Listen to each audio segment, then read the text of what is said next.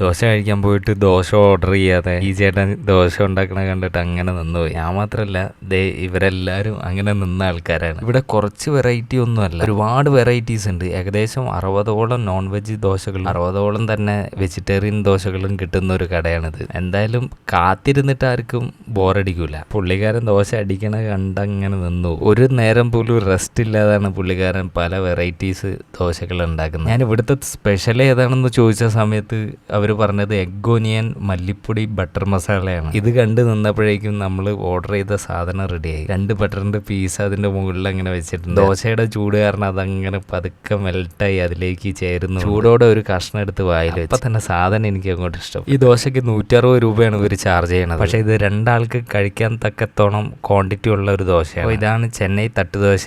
എറണാകുളം കത്രിക്കടവെന്ന് കല്ലൂർ സ്റ്റേഡിയത്തിലേക്ക് പോകുന്ന സമയത്ത് ഒരു ജംഗ്ഷൻ ഇല്ല, അതിന്റെ അടുത്ത് തന്നെയാണ്